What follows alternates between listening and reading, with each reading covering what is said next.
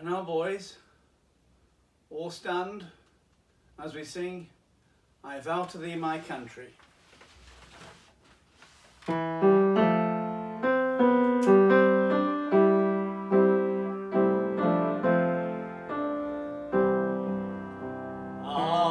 vow to thee, my country, all earthly things above, entire and whole and perfect, the service of my love, the love that asks no questions, the love that stands the test, that lays upon the altar the dearest and the best, the love that never falters, the love that pays the price, the love that makes undaunted the final sacrifice.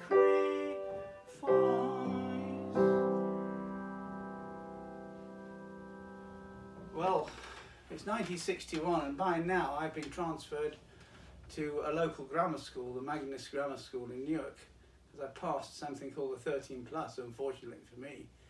And I entered a different world from that of the secondary modern schools, and this was a world of people behaving themselves, showing character, doing things that were regular.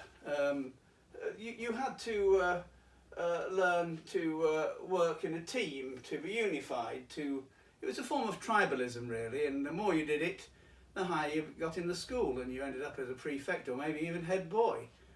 And it was quite a shock after the secondary modern school, but it was the last school I was going to, so that was the good news. And I never really fitted in, and I have to say, of all the schools I've been to, this was the sixth, I hated this grammar school most of all. Anyway, what we're going to read now is something that took place. And I'll say, at school I always had a problem with teachers who liked humiliating boys. A music master, a Mr. Tiffin, favoured putting any boy he disliked into the knee well of his desk, where he would kick him every now and then.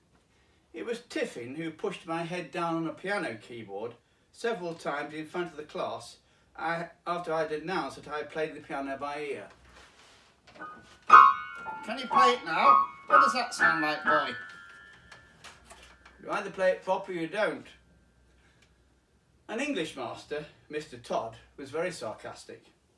One of his favourite cruelties was to make a boy stand facing the corner at the front of the class.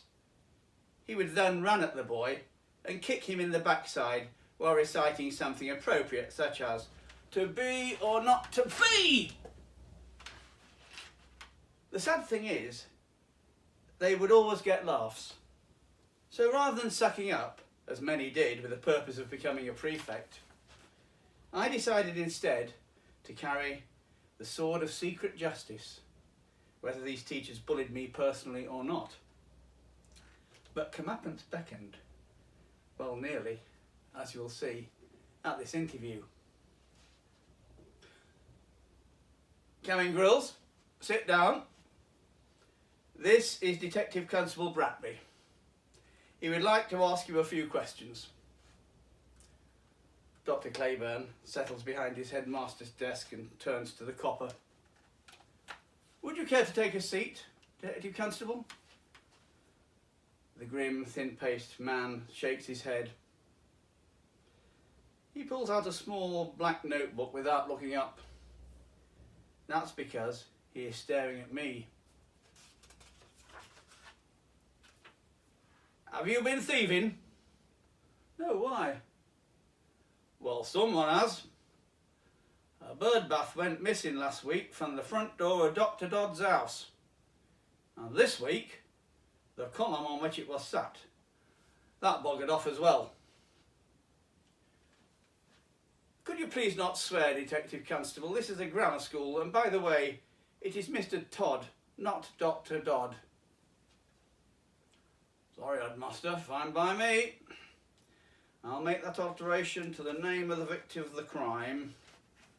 Detective Constable Bratby fishes in his pocket and produces an India rubber. It then seems like an age for him to erase his mistake. Dr. Claiborne is looking irritated. To fill in time, he turns to me. Grills, have you been to Mr. Todd's house at all? DC Bratby looks up from his carefully erasing. With due respect, headmaster, I'll do the interviewing if you don't mind. I'm afraid this is my school, and I decide who talks to the pupils while they are here and when. I'm sure you will understand that, Detective Constable. Please remember, you came here by my invitation. I look up at the copper, then at the headmaster. Could this put Dr. Claiborne on my side? I don't think so. His comment is more about him than me. Fair enough, headmaster. Fair enough.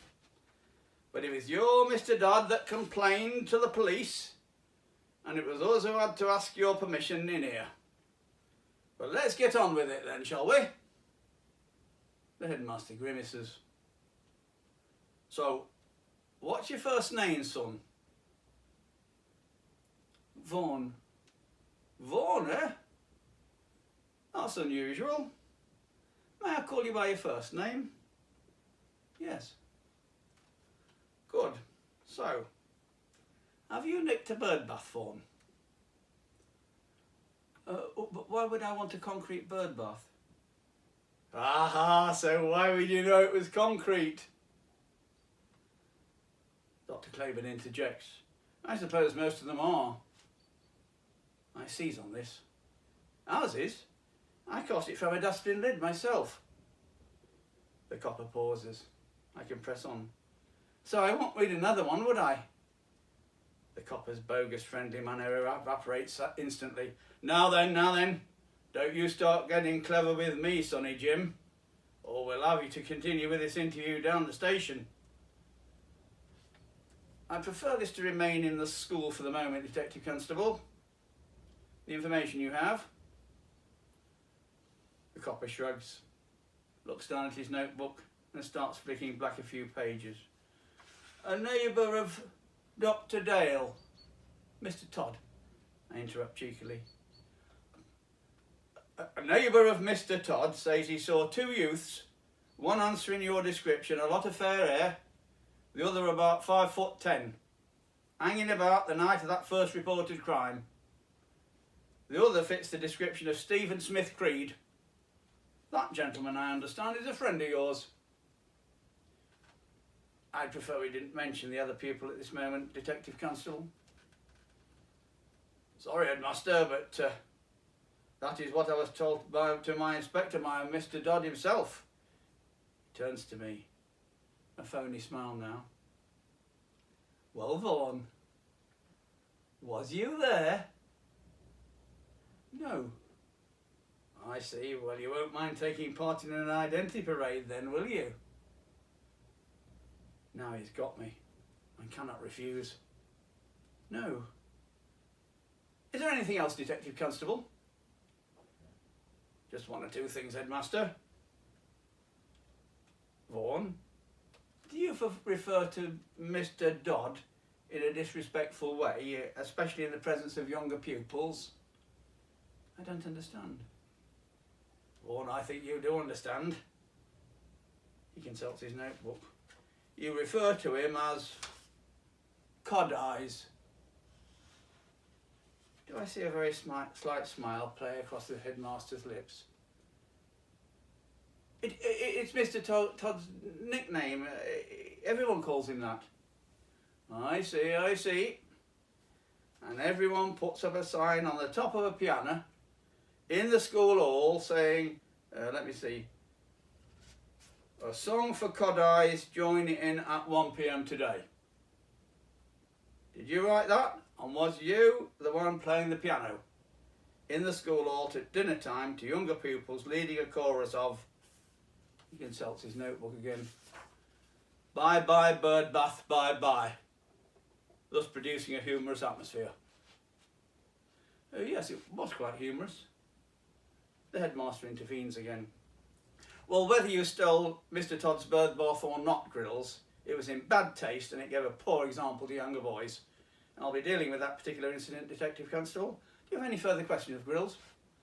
No, sir. That is all we need to know for the moment.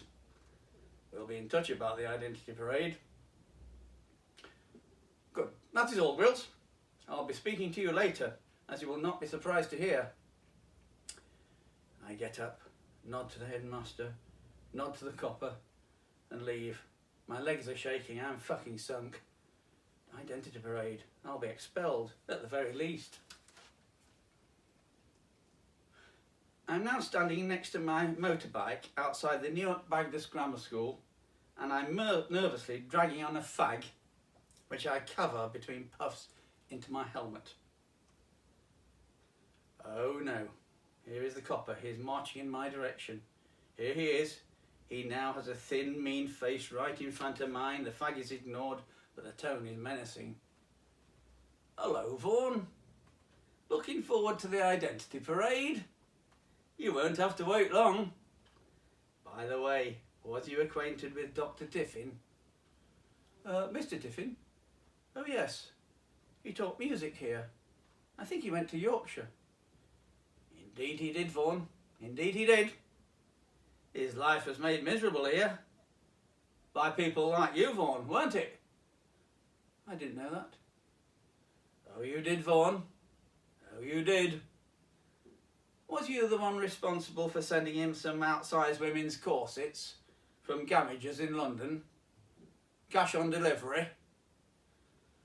I can feel the cigarette burning my fingers inside the helmet. I'm trying to squeeze it out. Maybe his wife ordered them. Oh, don't you try to be humorous with me, Vaughan. Doesn't suit you. As you have brought up Mrs. Tiffin, was it you who rang up Rosa's funeral directors last year pretending to be another party, asking them to collect her body? They then went round there, didn't they? Oh, I didn't know she had died. I love you, Vaughan. I love you. Take my word for it.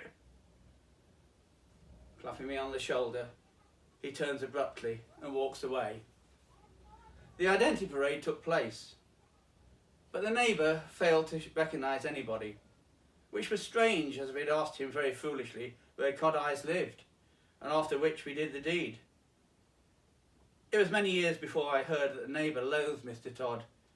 As for the concrete bird bath, followed by its pedestal a week later, they ended up in the River Trent, and they're probably still there.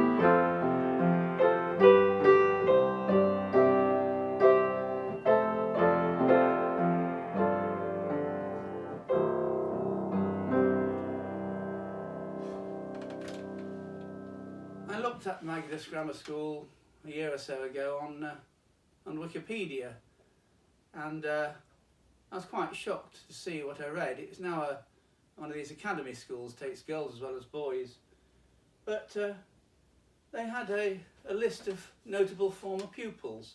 There aren't many, as you can imagine, but they've got people like the Major Gonville Bromhead VC, who won the VC at the Battle of Rorke's Drift against the Zulu. It's not fashionable now, but I was in Bromhead House actually. But they've also got the chap Geoffrey Hounsfield, who was an alumnus, who invented the CT scanner, or CAT scan, which I think is excellent, and William Nicholson, the famous painter, father of Ben Nicholson. But you know, they also had me.